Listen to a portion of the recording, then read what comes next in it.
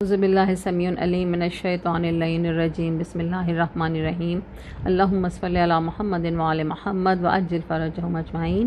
معزز مومنین و مومنات، السلام علیکم۔ گناہان کبیرہ کے سلسلے میں آج ہم جس گناہ پہ گفتگو کر رہے ہیں وہ ہے حرام خوری، یعنی رزق حرام۔ یہ 25واں گناہ کبیرہ ہے۔ سورہ مائدہ کی آیت 62 اور 63 میں اس کے لیے اللہ رب العزت ارشاد فرماتے ہیں کہ حرام خوری یہودیوں کی صفت ہے، اور تو بہت سے یہودیوں کو دیکھتا ہے کہ وہ گناہ اور ظلم کرنے میں تیزی دکھاتے ہیں، رشوت یا سود کھانے کا برا کام کرتے ہیں، ان کے عالم اور زاہد جھوٹ بولتے ہیں اور رشوت کھانے سے کس لیے منع نہیں کرتے؟ وہ لوگ برے کام کرتے ہیں کیونکہ انہیں منع نہیں کیا کرتے ہو۔ اور اس رزق حرام یا حرام خوری کو اکل سحت بھی کہا جاتا ہے۔ مال حرام کو اکل سحت بھی کہا گیا ہے قرآن مجید میں، اور اس کی بہت سی قسمیں بتائی گئی ہیں۔ ایک قسم وہ مال ہے جو ظالم حکمرانوں سے کسی شخص کو ملے۔ ان میں وہ حقوق بھی ہیں جو قاضی فیصلہ کرنے کے لیے پہلے مال یا تحائف کی صورت میں لے لیتے ہیں۔ بدکار عورتوں کی اجرتیں بھی مال حرام میں ہیں۔ شراب اور ہر قسم کا نشہ، سود وغیرہ، یہ سب چیزیں حرام خوری کے زمرے میں آتی ہیں۔ رشوت کے لیے کہا گیا ہے قرآن مجید میں کہ رشوت لینا اور دینا دونوں حرام ہیں۔ رزق حرام کھانے والوں کی پہچان کیا ہوتی ہے؟ اس کے لیے ہمارے امام جعفر صادق علیہ السلام ارشاد فرماتے ہیں کہ رزق حرام کھانے والوں کے رزق میں سے برکت اٹھ جاتی ہے۔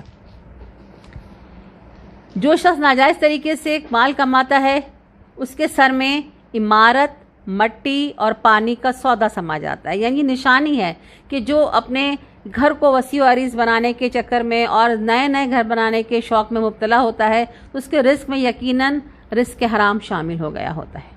یعنی وہ اپنا مال عمارت بنانے اور اس کو وسیع کرنے میں لگا رہتا ہے۔ پانی اور مٹی کی آمیزش سے بنے ہوئے عمارت آدمی کو دنیا اور آخرت میں کہیں بھی سکون نہیں دیتی۔ گھر سے برکت اٹھ جاتی ہے، اس کی عبادتیں بے بنیاد ہو جاتی ہیں، بغیر کسی فائدے کی ہوتی ہیں، اس کی دعائیں خدا کے نزدیک درجہ قبولیت تک نہیں پہنچتی۔ ان کے دل سخت ہو جاتے ہیں جو رزق حرام کھاتے ہیں، ان کے دل سخت ہو جاتے ہیں، اور ایک لقمہ حرام کھانے کے لیے ایک لقمہ حرام کھانے کے بعد 40 دن کی نمازیں قبول نہیں ہوتی۔ یہ حدیث ہے رسول خدا صلی اللہ علیہ وآلہ وسلم کی۔ تو ایک لقمہ حرام 40 نمازیں قبول نہیں کرواتا، تو بتائیے 40 دن کی نمازیں قبول نہیں کرواتا جو زندگی بھر رزق حرام کھا رہے ہیں، تو پھر وہ عبادتوں اور ریاضتوں اور حج اور عمرہ اور زکوٰۃ جو بھی وہ کر رہے ہیں اس کی قبولیت کی ان کے پاس کیا سند ہو سکتی ہے؟ عباسی بادشاہ جس کا نام تھا مہدی، اس نے اپنے زمانے کا ایک قاضی تھا جو بہت نیک متقی پرہیزگار شخص تھا۔ اس کو بلایا اپنے محل میں اور مجبور کیا کہ میں تمہیں 3 کام کہتا ہوں، ان میں سے کوئی ایک کام تو تمہیں ضرور ہی کرنا پڑے گا۔ یا تو تم ایسا کرو کہ شاہی قاضی بن جاؤ، یعنی بادشاہ کے محل میں قاضی کی فرائض انجام دو۔ اس نے منع کر دیا۔ پھر کہا کہ ایسا کرو میرے بچوں کی تعلیم و تربیت کے لیے میں تمہیں مقرر کرتا ہوں۔ تو اس قاضی نے کہا نہیں، یہ بھی میرے بس میں نہیں، کیونکہ وہ نہیں چاہتا تھا کہ زیادہ سے زیادہ اس محل میں آئے یا ان کے ساتھ بیٹھے اٹھے۔ تو پھر اس نے کہا کہ اچھا پھر ایسا کرو کم از کم ایک بار میرے گھر دعوت کھاؤ، کھانا کھا لو۔ قاضی نے سوچا کہ ٹھیک ہے، یہ بہتر ہے، ایک دن میں کھانا کھا کے جان چھوٹ جائے گی میری۔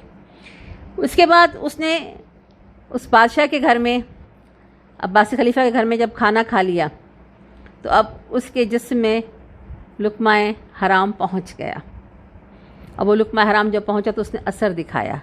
اب وہی اس کا شاہی قاضی بننے کو بھی تیار ہو گیا، اس کے بچوں کی تعلیم و تربیت دینے کے لیے بھی تیار ہو گیا، یہاں تک کہ جب اس کے وظیفے کا وقت آتا تو وہ خزانچی کو بڑے روب سے جا کے کہتا کہ مجھے میرے پیسے جلد سے جلد عطا کرو۔ تو خزانچی نے ایک دن کہا کہ قاضی صاحب آپ مجھ سے اس طرح پیسے مانگتے ہیں جیسے آپ مجھے میرے پاس رکھوا کے گئے ہیں۔ تو کہتا ہے کہ میں نے تمہارے پاس پیسے نہیں رکھوائے، میں نے اپنا دین تمہیں بیچ دیا ہے، میں نے اپنا ایمان تمہیں بیچ دیا ہے، میں نے وہ لقمہ حرام کھا لیا ہے جس کے بعد میرے اندر سے وہ غیرت ختم ہو گئی ہے، وہ جرأت ختم ہو گئی ہے۔ یعنی یہ لقمہ حرام کے کمالات ہوتے ہیں کہ انسان کو اللہ سے اتنا دور کر دیتا ہے۔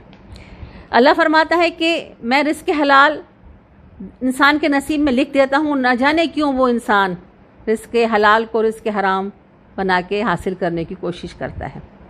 کیونکہ اللہ فرماتا ہے کہ جتنا رزق میں نے کسی کے نصیب میں لکھا ہے اس کو مل کے رہتا ہے، اب وہ اپنی جلد بازی کی وجہ سے اس رزق حلال کو رزق حرام میں تبدیل کر دیتا ہے۔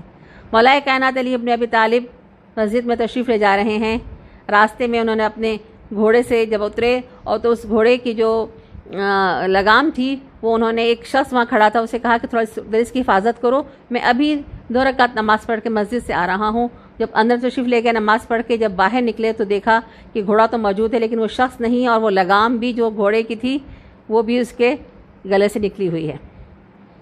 مولا کے ہاتھ میں 2 درہم تھے، مولا وہ یہ درہم ہاتھ میں لے کے آ رہے تھے کہ میں اس کو اجرت دوں گا کہ اس نے اتنی دیر میرے لیے یہ کام کیا، محنت کی۔ مولا اپنے گھوڑے کو لے کے گھر کی طرف چلے گئے، اپنے جا کے غلام کو قمبر سے کہا کہ اس کی نئی لگام لگوا کے آؤ۔ اب وہ اس لگام لینے کے لیے جب بازار گیا قمبر، تو قمبر نے دیکھا کہ وہی چور وہ لگام لیے پھر رہا ہے بیچنے کے لیے۔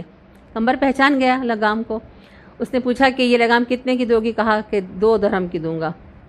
2 درہم اس کو دیے، وہ لگام لے کر آ گئے اور آ کے مولا کو بتایا کہ مولا یہ وہی ہمارے ہی گھوڑے کی لگام ہے اور وہ شخص بیچ رہا تھا۔ امام علیہ السلام نے فرمایا کہ وہ 2 درہم میں اس کو ویسے ہی دے رہا تھا اور اس کے حلال تھا، لیکن اس نے اس کو رزق حرام کر کے لے لیا۔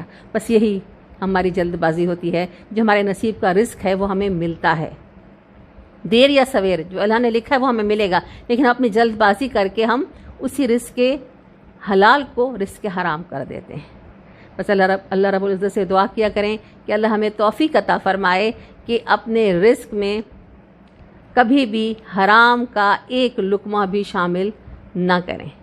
کوشش کریں کہ اپنے بچوں کو رزق حلال سے پرورش کریں، کیونکہ رزق حلال سے پرورش کیے گئے بچے جو ہوتے ہیں وہ نیک اور صالح فرمانبردار ہوتے ہیں، مطیع و فرمانبردار ہوتے ہیں، اور ماں باپ کی آخرت کے لیے بہت بڑا سرمایہ ہوتے ہیں۔ اللہ ہماری توفیقات میں اضافہ فرمائے، آمین یا رب العالمین۔ وما علینا الا البلاغ المبین۔ اللہم صل علی محمد وآل محمد وعجل فرجہم اجمعین برحمتک یا ارحم الراحمین۔